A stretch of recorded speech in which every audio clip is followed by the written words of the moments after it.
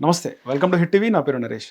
పెదవి దాటని మాటకు మనం రాజైతే ఒకసారి ఆ మాట పెదవి దాటితే దానికి బానిస అవుతుంది.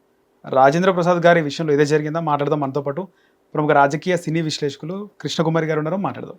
మేడం నమస్తే. మేడం మేడం ముఖ్యంగా ఎన్నో రోజులు కష్టపడి సంపాదించుకున్న పేరు ఒక్క మాటతో ఒక్క రోజులోనే పోతుందా మేడం? రాజేంద్ర ప్రసాద్ గారి విషయంలో అది జరిగిందంటారా? పోతుంది. ఎందుకు 10 మంచి పనులు చేసినా మాట్లాడని వాళ్ళు, ఎంత గొప్పకి ఎదిగినా మాట్లాడని వాళ్ళు ఇవాళ ఈ మధ్యకాలంలో, ఇవాళ ఒక్కరోజని కాదు, ఒక గత 3 సందర్భాల్లో రాజేంద్ర ప్రసాద్ గారు మాట్లాడే మాటలకి ఒక రకంగా ఆయన అంటే బాగా అభిమానం ఉన్నవాళ్ళు ఏంటబ్బా ఏంటిలా అనుకుంటున్నారు. కొంతమంది ఏమో మరీ అసలు ఏమైనా అయిందా ఈయనకి అని అనుకునే వాళ్ళు ఉన్నారు. ఇలా రకరకాలుగా అనుకుంటున్నారు. మరి ఒకానొక సందర్భంలో పివి నరసింహారావు గారు నాకు ఎప్పుడన్నా కాస్త చికాగ్గా అనిపించినా, బాధగా అనిపించినా రాజేంద్ర ప్రసాద్ సినిమాలు వేసుకుని చూస్తాను అని చెప్పి అన్నారు. పివి నరసింహారావు గారు దేశ ప్రధాని. అప్పుడు ఇంత ట్రోలింగ్ జరగల, ఇంత మీడియా లేదు. మీడియా ఉంది, సందర్భం వచ్చినప్పుడైనా చెప్పారా? చెప్పలే.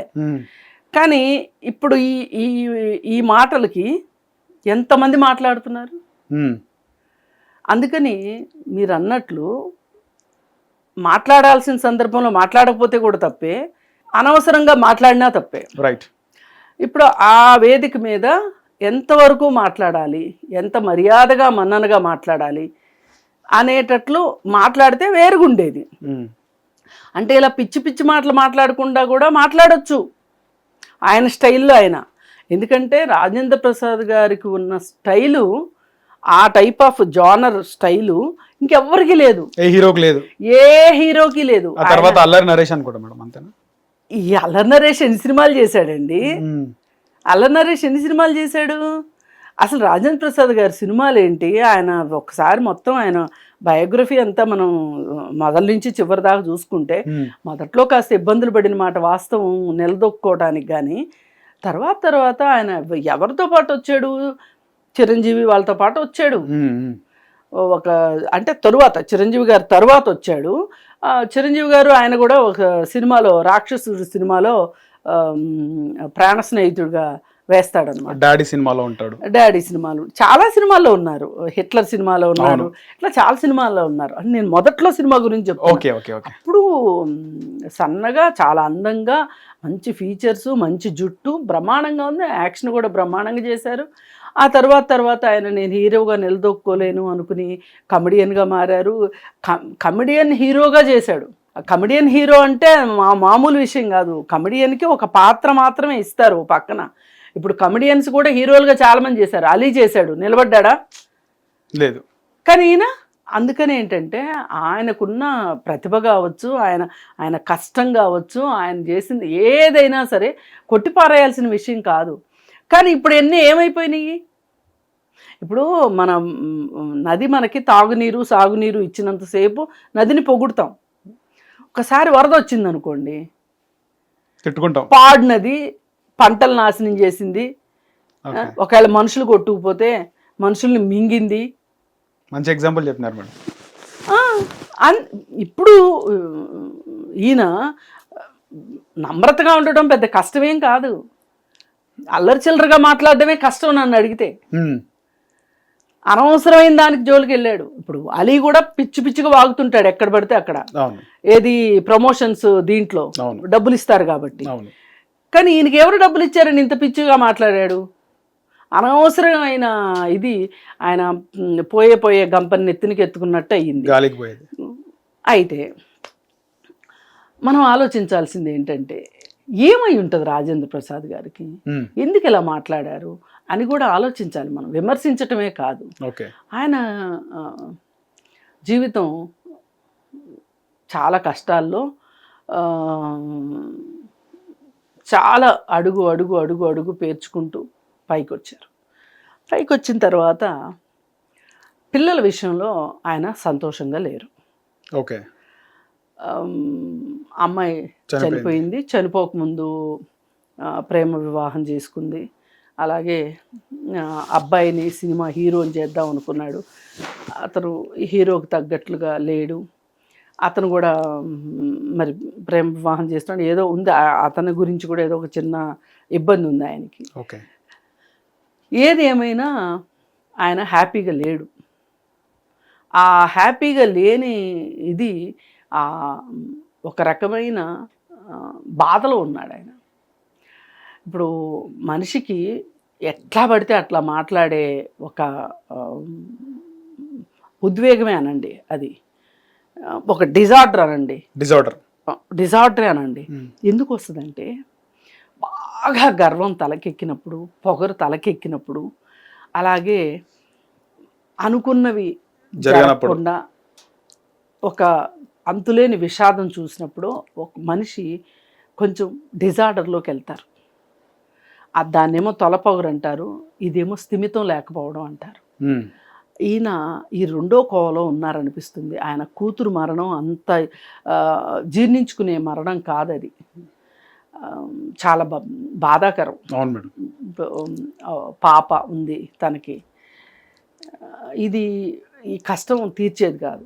నిజంగా ఫిలసాఫికల్గా ఆలోచిస్తే కూడా ఎప్పుడైనా తల్లిదండ్రుల ముందు పిల్లలు పోవడం అనేది బాధాకరం, చాలా చాలా బాధాకరం, అత్యంత బాధాకరం.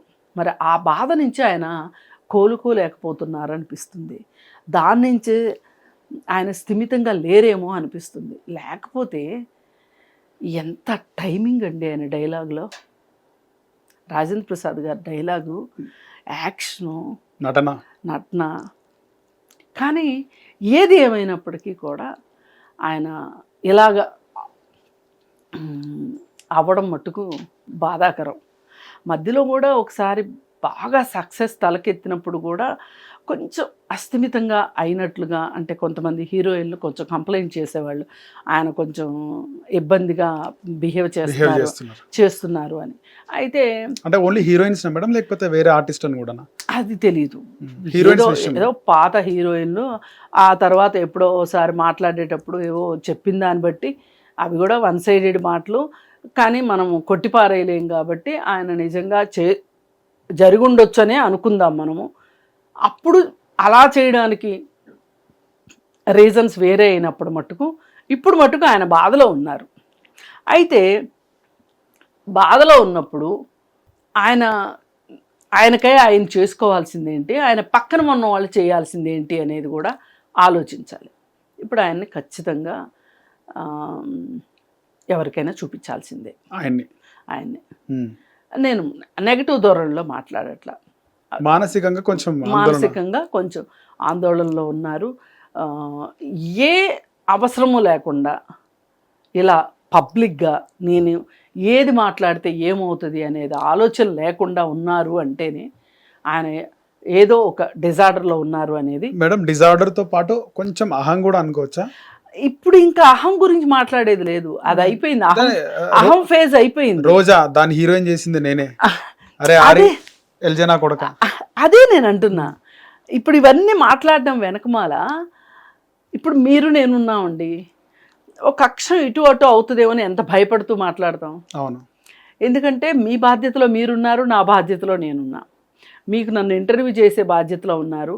నేను మాట్లాడే మాటలు నలుగురు వింటారు, నాకు కింద ఏం కామెంట్లు వస్తాయి, నేను జెన్యూన్గా మాట్లాడినా వస్తాయి, మాట్లాడకపోయినా వస్తాయి. కానీ అడ్డదిడ్డంగా మాట్లాడితే ఇంకెక్కువ వస్తాయి, అడ్డదిడ్డంగానే వస్తాయి కామెంట్స్. మరి నేను ఆలోచించాలా లేదా? రైట్, ఆలోచించాలి. ఆలోచించినప్పుడు అది అది మన వల్ల కానప్పుడు రావద్దు ఇక్కడికి. మనం అంటూ బయటకు వచ్చాము అంటే ఒక బాధ్యత ఉన్నట్టు లెక్క. ఇంట్లో ఉన్న బాధ్యత ఉండాలి. ఒకవేళ ఇంట్లో బాధ్యతగా లేకపోయినా కానీ మన ఇంట్లో వాళ్ళు కాబట్టి సరిపెట్టుకుంటారు. కానీ బయటకు వచ్చినప్పుడు బాధ్యత ఉండాల్సిందే. ఇంకొంతమంది తాగొచ్చాడేమో అంటున్నారు. తాగొచ్చినా తప్పే. తాగి ఆ మీటింగ్కి వచ్చేంత పరిస్థితిలో ఆయన వెళ్ళాడు అంటే మరి దాన్ని అదైనా ఆలోచించాల్సిన విషయమేగా. ఏదైనా ఇక్కడ ఆలోచించాల్సిన విషయమే తప్పితే మొత్తం 100% ఆయన వైపు పొరపాటు ఉన్నట్లే కనిపిస్తుంది తప్పితే.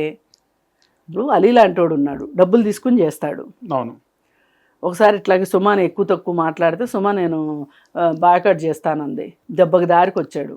అందుకని మోహన్ బాబు గారితో కూడా మాట్లాడినట్టున్నాడు, దాటుతున్నావు పరిదాడుతున్నావు అంటే దేశం దాటి వచ్చినా అని చెప్పేసి. ఇదే రకరకాల స్క్రిప్ట్ ఉండొచ్చు మేడం అది, లేకపోతే వాళ్ళకి స్క్రిప్ట్ ఉంటుంది. ఈ నిన్న దానికి స్క్రిప్ట్ ఉండే పని లేదు. ఒక ఆయన బర్త్డే ఫంక్షను, ఇక అక్కడ స్క్రిప్ట్ ఏ ఉంటుంది నా మొహం. మొత్తానికి నార్మల్ గా అయిపోయే ఎస్వి కృష్ణారెడ్డి గారి బర్త్డే ఈవెంట్ ఇవాళ అసలు ఇంత మంది మాట్లాడుకునేటట్లుగా అయ్యింది. అందుకని ఆయన పైగా ఇప్పుడు అడిగితే ఆయన ఏమంటున్నారు, నేనేం తప్పు మాట్లాడాను అంటున్నారు. అంటే కనీసము మనం చేసేప్పుడు తెలియకపోయినా ఎవరైనా చెప్పినప్పుడన్నా అర్థం కావాలి. అంటే ఇంకా ఎంతో కొంత ఆర్డర్లో ఉన్నట్లు లెక్క మనం. అంటే ఈ పూర్తి డిజార్డర్గా అయిపోయిన వ్యవహారంలో కొంచెం ఆలోచించాల్సిన విషయమే. కుటుంబమే ఆయన్ని కేరింగ్ చేయాలి అని చెప్పి నేను అనుకుంటున్నాను. మేడం ఇండస్ట్రీలో అంటే ఎన్టీఆర్ గారి తరం తర్వాత మోహన్ బాబు గారు కానీ, చిరంజీవి, బాలకృష్ణ వీళ్ళందరూ హీరోస్ ఉన్నారు, పెద్ద హీరోస్. మోహన్ బాబు గారు మొన్న ఒక ఇన్సిడెంట్లో ఆయన కూడా పెద్దరికం తగ్గించుకున్నాడు అనే చెప్పుకోవాలి. బాలకృష్ణ గారు కూడా చాలాసార్లు కొన్నిసార్లు దురుసుగా మాట్లాడడం, కానీ మొత్తానికి చూసుకుంటే ఒక సౌమ్యంగా మాట్లాడేది, ఆ సభను ఉద్దేశించి చాలా చక్కగా మాట్లాడేది కేవలం చిరంజీవి గారే అని అనిపిస్తుంది. అంటే ఆయన ఆ పెద్దరికానికి ఇప్పటికప్పుడు 70 వయసు. మొన్న ఆయన కూడా అనవసరంగా నవ్వులు పాలయ్యారుగా. నేను ఇంట్లో ఆడపిల్లల గురించి హాస్టల్ వార్డెన్ లాగా అయ్యాను, అలాగే హాస్టల్ వార్డెన్గా అయ్యాను అంటే కూడా తప్పులేదు, కానీ ఒక లెగసీకి వారసుని ఇమ్మని చెప్పి అడగటం. సో దానిపైన ఏమంటారు మేడం మీరు? అది తప్పు, అలా మాట్లాడకూడదు. కానీ మనకు వ్యవస్థ చూసుకుంటే, రాజకీయ వ్యవస్థ అయినా ఏ వ్యవస్థ అయినా వారసుడు అని చూస్తారు, కానీ వారసురాలు అని ఏ పార్టీలో కానీ వారసులు అని కూడా అనొచ్చు. అసలు నన్ను అడిగితే వారసత్వమే తప్పు నా దృష్టిలో. అసలు ఇంక రెండో మాటలేదు దానికి. అంటే ఈ సినిమా ఇండస్ట్రీలో ఇంకెవరు లేరా? మీదే ఒక పెద్ద లెగసీయా? ఏం లెగసీ మీది? నాకు అర్థం కాదు, అడుగుతాను. మీలాంటి యాక్టర్ ఇంకొకళ్ళు రారా? ఏం లెగసీ? ఇప్పుడు మీరు చాలా కష్టపడి మీ అబ్బాయిని హీరోని చేసుకున్నారు. అదే ఒక నార్మల్ ఇంట్లో రామ్ చరణ్ పుడితే హీరో అయ్యేవాడా? రేపు పొద్దున రామ్ చరణ్ తనకే కొడుకు పుడితే ఆ కొడుకుని హీరోని చేయగలడా? వింటారా మాట? చిరంజీవి మాట చిరంజీవి కొడుకున్నాడని రామ్ చరణ్ మాట రామ్ చరణ్ కొడుకు వినాలని లేదు, ఒకవేళ కొడుకే పుట్టినా కానీ. అందుకే అంతంత దూరాలు ఆలోచించి అంత దూరాలోచనలు చేయడము ఇది తప్పు. ఆయన ఈ మధ్య కొంచెం స్లిప్ అవుతున్నారు, కానీ ఆ సంఘటనతోటి చాలా ట్రోల్ అయిన తర్వాత ఇప్పుడు కొంచెం మాటలు తగ్గించారు, కానీ అక్కడ తప్పే ఖచ్చితంగా.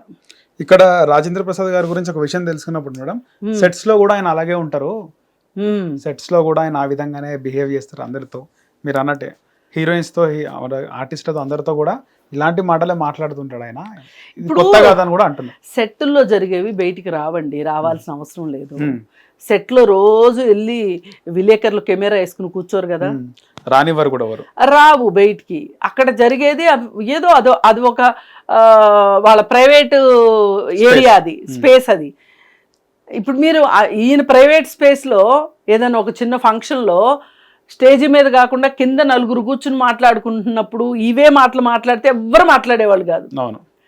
ఇప్పుడు ఆయన స్టేజ్ పైనకి ఎక్కి అంతమందిని ఉద్దేశించి మాట్లాడారు కాబట్టి ఇది ఒక ప్రాధాన్యత గల అంశంగా మారింది. ఇప్పుడు ఆలీ గారు కూడా రెస్పాండ్ అయినారు. ఏమంటాడు అంటే ఆయన అన్నమాట, ఆయన చాలా మంచి మహానటుడు, ఆయన చాలా మీరు అన్నట్టు చాలా సినిమాలు చేసిండు, ఆయన ఏదో ఆ విధంగా అనేసినాడు, దాన్ని పెద్దగా పట్టించుకునే పని లేదు అని మాట్లాడినాడు. సరే, ఆయనకి ఇష్టమైంది, ఇంకెందుకులే ఇంతమంది అంటే మళ్ళీ నేను అంటే ఉడుకుమోత్తనంగా ఉంటుందని చెప్పి అలీ సమర్థించుకోవచ్చు. కానీ ఆయన మాట్లాడింది మట్టుకు, ఎందుకంటే మనం మాట్లాడే మాట 10 మంది చూస్తారు. ఇప్పుడు సినిమాల్లో కూడా సంభాషణలు చాలా దారుణంగా ఉంటున్నాయి. అవును మేడం, అదే పాయింట్ మాట్లాడదాం అనుకున్నాను. ఎందుకంటే దానికి ఊతం ఇచ్చేది ఏంటి అంటే, అవే ఆ సినిమాల్లో మాటలు విడిగా పిల్లలు మాట్లాడారనుకో, మనమే 2 బీకుతాం. అవును, ఏంటి ఆ మాట, అలా మాట్లాడకూడదు అని. మరి ఇట్లా సినిమాల్లోనూ వచ్చి ఇలా పబ్లిక్ ఫంక్షన్స్లోనూ మాట్లాడి రాజకీయ నాయకులు మాట్లాడి ఈ మధ్య రాజకీయ నాయకులు కూడా భాష సరిగా ఉండట్లేదు. వాళ్ళకి అలవాటు అయిపోయింది మేడం. వాళ్ళకి అలవాటు అయిపోయిందంటే ఎట్లా కుదురుతుంది? అందుకే ఇంటికి పంపించారు. ఇప్పుడు అధికారంలోకి వచ్చిన వాళ్ళైనా బుద్ధి తెచ్చుకోవాల్సింది అదే, కొంచెం మర్యాద మనన నేర్చుకోవాలని చెప్పేది అదే. రాజకీయ నాయకులు బూతులు మాట్లాడి, ఇంట్లో మగవాళ్ళు బూతులు మాట్లాడి, బయటికి వెళ్తే బయట ఫంక్షన్స్లో ఏం బూతుల కోసం పుట్టామా మనం? సినిమాల్లో, ఫోన్లో, ఇన్స్టాగ్రామ్, అదే కదా మరి, యూట్యూబ్లో, ఇంటర్వ్యూస్లో. అందుకని వీటన్నిటికీ కొంచెం చెక్ పెట్టాల్సిన అవసరం ఉంది. సినిమా యాక్టర్లు కావచ్చు, రాజకీయ నాయకులు కావచ్చు, ఎవరైనా సరే బూతులు మాట్లాడడం కరెక్ట్ కాదు. పార్లమెంటరీ లాంగ్వేజ్ వాడాలి. మీరు గమనిస్తే ఒక స్టార్ అంటే young star hero Vijay Deverakonda, ఆయన సినిమాలో అలాంటి మాటలు ఉంటాయి. నిజంగా కూడా కొన్ని స్టేజ్ పైన స్ట్రేట్ ఫార్వర్డ్గా మాట్లాడతాడు, అది ఆయనకే సెట్ అవుతుంది. కానీ రీసెంట్గా నాని మూవీలో కూడా బ్యాడ్ వర్డ్స్ పెట్టినారు మేడం. చాలా మంది దాన్ని అపోజ్ చేసినారు. నీ యాక్టింగ్కి, నీ నటనకు ఫిదాయి మేము సినిమాకి వస్తుంటే నువ్వు ఇలాంటి మాటలు మాట్లాడడం ఏంది అని చెప్పి. అంటే క్రేజ్ సంపాదించుకోవడానికి మేడం ఇలాంటి మాటలు. అంటే సబ్జెక్ట్ డిమాండ్ చేసిందని ఒక మాట మాట్లాడేస్తారు వీళ్ళు. సబ్జెక్ట్ డిమాండ్ చేసిందా చేయలేదా, మీరు పబ్లిసిటీ పిచ్చిలోకి వెళ్తున్నారా అనేది మీ మనసులకే తెలుసు. నిన్న నేను ఒక సినిమా చూసా, జొన్నలగడ్డ సిద్ధు సినిమా. దాంట్లో కూడా అంతే, మామూలుగా ఈ పొలాలు వెళ్ళేవాళ్ళు, చదువు సంజలు లేని వాళ్ళు మాట్లాడుకునే చిన్న చిన్న ఊత పదాలు సినిమాలో ఉన్నాయి, వాడుక భాష. అవి ఉండొద్దు. ఏందో రాసేవాళ్ళు ఎలా రాశారు అసలు? రాయొద్దు కదా. కొంతమంది హీరోలు మీరు జనాలకి తప్పుడు సంకేతాలు వెళ్తాయి, మీరు సిగరెట్ తాగొద్దు అని అంటే సిగరెట్లు మానేసిన వాళ్ళు ఉన్నారు హీరోలు. మరి మీరు బూతులు మానేయలేరా? మొన్న సంక్రాంతికి వస్తున్న సినిమా ఉంది, దానిలో ఆ పిల్లోడి చేత ఎన్ని బూతులు మాట్లాడిపించారు, ఎన్ని ముదురు మాటలు మాట్లాడిపించారు. ఇవి కరెక్ట్ కాదు. అందుకే సినిమా వాళ్ళంటేనే చిరాకు వచ్చేలాగా, మీరు అలరించడానికి వచ్చేవాళ్ళు బూతులు నేర్పించడానికి వచ్చినట్టుంది ఆ సంక్రాంతికి వస్తున్నాం సినిమా చూస్తే. పైగా చాలనట్టు అదే థీమ్ తోటి